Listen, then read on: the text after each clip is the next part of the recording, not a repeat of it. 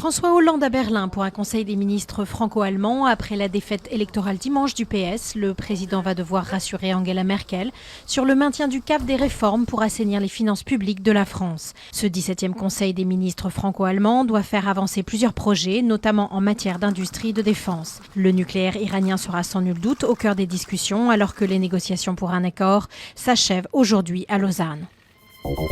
2 jours après le scrutin présidentiel, le principal parti de l'opposition nigériane revendique la victoire de son candidat, l'ex-général Muhammadu Buhari, sur le président sortant, Goodluck Jonathan. L'alternance pourrait ainsi avoir été amenée par les urnes, une première dans l'histoire du pays.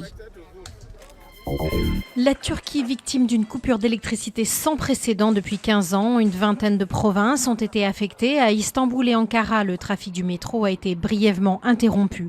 La panne était encore d'origine inconnue, mais le Premier ministre Ahmet Davutoglu a affirmé que toutes les pistes étaient actuellement étudiées. Le projet de santé de Marisol Touraine examiné devant l'Assemblée nationale, les médecins vivement opposés au principe de la généralisation du tiers payant et inquiets de la dérive bureaucratique de la médecine ont appelé les députés à prendre leurs responsabilités. D'autres mesures font débat. L'expérimentation des salles de shoot, ces salles de consommation de drogue à moindre risque est souvent perçue comme des menaces pour les riverains. La mise en place de paquets de cigarettes neutres, l'étiquetage nutritionnel ou encore le principe du consentement présumé au don d'organes. 2 semaines d'examen marathon pour les députés dont le vote solennel est prévu le 14 avril. Le texte ira ensuite devant le Sénat.